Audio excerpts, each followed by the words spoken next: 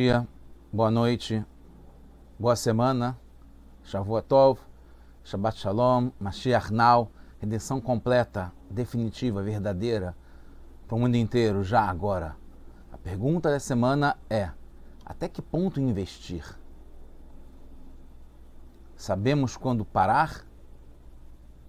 Ou quanto investir? Ou por quanto tempo? A gente está no projeto Likkutei Sichot, esse é o volume 15, capítulo 15, é Parashat Vayechi, que significa e viveu, Yaakov, né, viveu, é a Sirá de número 5. A resposta está na própria pergunta: até que ponto investir? Se o produto é bom, vale muito investir. Devemos investir. Se é o que a gente quer de verdade, vale muito. Então, vamos em frente. Vamos dar tudo. Está baseado nessa paraxá, quando Yaakov, ele chama Yosef, que era o vice-rei do Egito, e pede para ele jurar, prometer, garantir, se comprometer para enterrá-lo, Yaakov, em Israel, junto com Leá, na Manata Marpelá, onde está Abraham e Sará, onde está Yitzhak e Rivka.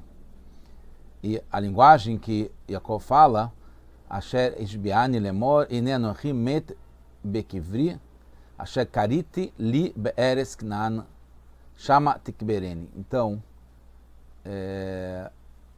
a Ishbiani, na verdade agora, o Yosef está falando com o faraó, que o meu pai me fez prometer que eu o enterraria. É importante falar que no Talmud está garantido que Yaakov Avinu Lomet, que Yaakov, o patriarca Yaakov, não morreu, que isso é uma perspectiva para uma definição para vários outros tzadikim que realmente não morreram, assim como Moshe Rabbeinu, como está escrito. Mas, em suma, a Torá, o verso da Torá fala Asher Kariti Li, que eu, Kariti, que quer dizer isso, Li, para mim, na terra de Canaan, como é chamada Eretz Israel ainda naquela época, e lá você deve me enterrar. O Rashi explica, mas complica de um certo modo. Ele dá 3 explicações. Asher Kariti Li, ele frisa, grifa essas palavras Asher, que, Kariti, que é o que ele quer explicar, Li, para mim, mas ele vai explicar só o que é Kariti. Ele fala aqui Pshutó, o sentido literal, que é o principal do Rashi, Kimo ki ichre ish, como tem um pasuk que vai ter depois em Parashat Mishpatim, que quando a pessoa vai cavar ichre, que quando ichre, cavar ish, uma pessoa. Depois ele traz que tem um midrash que fala, ligado a essa linguagem, que também quer dizer como, quando comprei. Aí fala Amar Abi Akiva, quando ele foi para o exterior, para as grandes cidades do lado de lá do mar, e ele viu que chamavam Mehirá, Kirá, que a mesma palavra Kariti está ligado com Kirá, está ligado com Mehirá, que é vender, né, o ato de venda. Depois ele fala que tem uma terceira explicação, Viod Midrashó, tem um outro Midrash, que é a linguagem de Keridagur, que é um monte, uma pilha, né, um acúmulo, uma onda de produtos, objetos, dinheiro, o que for. Shenatal Yaakov, qualquer que Yaakov pegou todo o dinheiro, prata e ouro que ele tinha, que ele trouxe da casa de Lavan, que ele ganhou nos 20 anos que trabalhou para Lavan, e fez uma montanha de dinheiro, e falou para Esav, que é o irmão dele, que em princípio poderia questionar e preterir, pedir, pleitear a Merat HaMachpelah em Hebron, que Abraham comprou e pagou caro, que também ele era descendente, que ele poderia querer ser enterrado lá. Então, o Jacó, de propósito, fez uma negociação com Esav, botou um monte de dinheiro na mesa e falou, toma, leva isso tudo e vai ser minha a propriedade da Meará, só tem mais um lugar lá para ser enterrado e é meu. Então, 3 explicações do Rashi. Uma que é o sentido literal e 2 outras são Midrashim, que tem, na verdade, três sentidos, 3 traduções que definem o que quer dizer esse karitili. Porque no Humash, na Torá, Yaakov fala que karitili para mim. Porque não usa outro termo que é mais fácil de entender. Usa o termo não usual para esse ato quando ele adquire a Merat HaMachpelah para si. Então, o primeiro sentido literal que o Rashi traz, que é kavei. Karit quer dizer kavei. Depois, um midrash que fala que eu comprei. Comprei. Paguei, peguei. E o terceiro que é um monte de dinheiro, que é um outro midrash. Que Jacó falou para Esav, toma, pega isso e me dá a Merat HaMachpelah, que essa é minha. A caverna de Marpelá, onde está também Adam e Havá, e por isso que Abraham quis esse lugar especial para ser, onde estariam enterrados os patriarcas e as matriarcas, tirando Rachel, que está em Betlehem. Então, outras perguntas. Monte de dinheiro, querida Gur, não é uma explicação literal, não é nem o verbo é kariti. Kariti ou é kavei, o sentido literal, né? Fiz um buraco para enterrar. O outro é comprei. Mas por que um monte de dinheiro? O que é isso? E não tem a ver com a linguagem de cavar, que seria o sentido literal. Poderia ser uma tentativa de responder como um complemento à explicação, a segunda do Midrash, que Yaakov comprou. Comprou como? Com um monte de dinheiro. Mas por que não é usado na Torá a palavra comprei e sim cavei? Kariti está mais perto da palavra cavar, como tem, Parashat Mishpatim fala, ichreish, que a pessoa vai cavar um buraco, um poço na terra, que está ligado com enterrar também, porque fala a explicação agora de um monte de dinheiro ligado a comprei, mas não é comprei que está na Torá, está escrito cavei, então não tem ligação entre cavei com um monte de dinheiro. E outra coisa, porque Rashi não se satisfaz com a explicação literal, só uma, literal, cavei. E ainda acrescenta um midrash e mais um midrash. Então, perguntas que ficam lá, e tem mais perguntas que a gente vai fazer o seguinte. Por que a explicação que comprou, né, que kaniti, que é a segunda explicação do Rashi, é tida como um midrash? Porque, na verdade,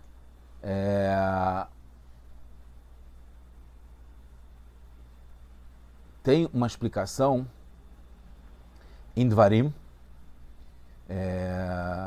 que fala que Vechatem vegam maim tichru, que teve uma compra de água quando a gente estava no deserto, etc. Então tem o termo literal que tichru, que está ligado com o verbo kariti, que está ligado com comprei. Porque o Rashi traz como um midrash, em vez de trazer um literal, que é mais próximo.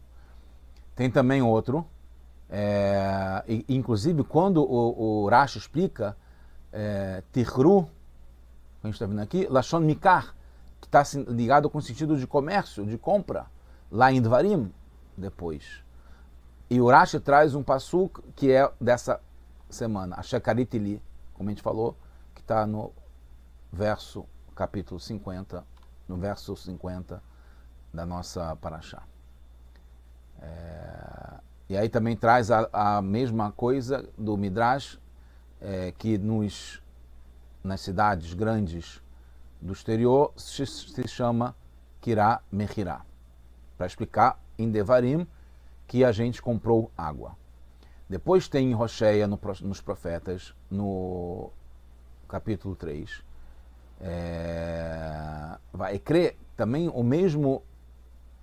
a mesma raiz da palavra de Kariti. E o Rashi lá explica também que é a linguagem de Sхорá, de comércio. Aí ele coloca em francês antigo, barganha, barganhar, tá ligado com pechincha, com negociar, com compra e venda. E aí traz de novo o passuca, Asher Karitili, que está na nossa paraxá, que o Jacob falou para Yosef, para ele falar para garantir que lá ele vai ser enterrado, o Jacob, na Menata Marpelá, não em outro lugar. Rashi traz justamente o verso na nossa paraxá, nessas duas explicações, em Devarim e Rocheia, e não como um midrash. E na nossa paraxá, ele traz essas duas explicações como midrashim e não como se literal. Lembrando, porque a gente está engrossando o caldo com várias perguntas, mas o foco principal, e já dada a resposta, é que sim, vale a pena investir quando é importante, quando é definitivo, quando é ligado à nossa essência, ao que a gente quer de verdade. A gente tem que se entregar, se dedicar, não poupar esforços. Pelo contrário, não poupar, investir no sentido de querer ganhar mais e cada vez mais crescer. Eu falo isso para mim também, mas não é uma coisa tão simples. Mas a ideia é, o ponto que a gente carrega daqui, nesse exemplo, mas em outros exemplos da nossa vida, é que quando vale a pena, quando é importante, quando é querido para a gente, devemos sim investir. Então, todas essas perguntas de como Rashi está explicando o que é esse Asher Karitili, que eu cavei, comprei, paguei com um monte de dinheiro para mim, é a demonstração de que Jacob achava, tinha certeza que isso era muito importante, ele ser enterrado na Menata Marpelá e ele estar lá até hoje. É importante porque é em Eretz Israel e dá força para todos nós no mundo inteiro a ir em frente e saber que a gente vai voltar para lá já com Mashiach, com a redenção completa para o mundo inteiro. Mais algumas questões. Além disso, ao trazer prova do Rabi Akiva, por que o Rashi traz o Rabi Akiva? Ele associa com o sentido literal. E tem outros exemplos na Torá, como Kesitá, que está ligado a um tipo de moeda, Totafot, que a gente usa no Tefilin, está ligado com a linguagem como é usada na África, e assim por diante. São exemplos literais de como essas palavras, como Kariti, ou Kesitá, ou Totafot, estão ligados com o modo, um vocabulário, um dicionário específico de cada lugar diferente. Como Mechirá, que o Rabi Akiva traz de fora de Israel, que é usado como compra, como negociação. Então, é normal usar palavras usadas no exterior com certa conotação, e não só Midrashim, porque o Rashi traz essas explicações e como Midrashim, não como uma explicação literal. Mais algumas perguntas, estamos chegando lá cada vez mais reforçando a resposta que é fundamental. Porque Rashi também inclui a palavra que antes de cavei, ou comprei, né? Asher Karitili. Porque o Asher Karitili, Kariti. O que quer dizer Kariti? Cavei ou comprei. Porque Asher, esse que. Segunda, porque traz referência posterior de Mishpatim, como eu falei, que Asher e Reish, que uma pessoa vai cavar. E não anterior, em Toldot, fala que Yitzhak cavou poços. Também tem esse Lashon, essa linguagem de Kri, de Kirá, de cavar. Porque traz para depois. Porque quando traz para depois, que é Mishpatim, inclui pessoa que reish. Porque quando a pessoa está cavando um poço, um buraco. Então, deveria ser que rebor, quando vai cavar um poço, que é o que Jacob fez, que ele cavou o lugar para enterrar, para ser enterrado na Menata Marpelá. Por que fala ish? Porque está que reish, não fala nem do buraco. Mais algumas perguntas. 4. Por que acrescenta como que comprei e também não para mim? Kemo asher kaniti. Acrescenta mais, porque não só kaniti li. Por que citar Rabi Akiva em especial? Não só dizer como é usada a linguagem. Por que acrescenta detalhes na história? Quando foi para o exterior e percebeu, etc, etc. Por que contar essa história toda aconteceu com Rabi Akiva? Para simplesmente dizer que kariti tem uma linguagem de comprei. Então, algumas considerações e começando a responder. Se Yaakov tiver falado que enterrei, que eu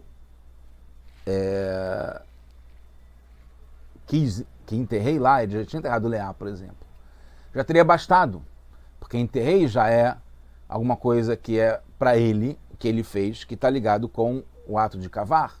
E ele comprou para poder cavar e enterrar lá a Leá e para ele também.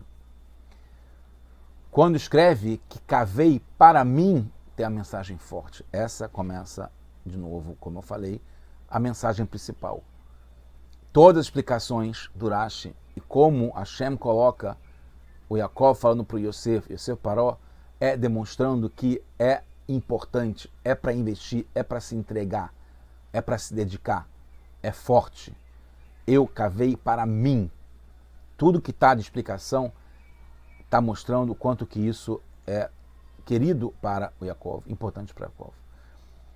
Como se sabe que Yaakov e Yosef sabiam que Faraó queria que Yaakov fosse enterrado no Egito, porque ele trouxe de volta comida e os tempos de vacas gordas, acabou com a fome quando ele chegou no Egito, ele trouxe bênção para o Egito e para o Faraó também. Por isso ele fez Yosef prometer. Por quê? Prometer.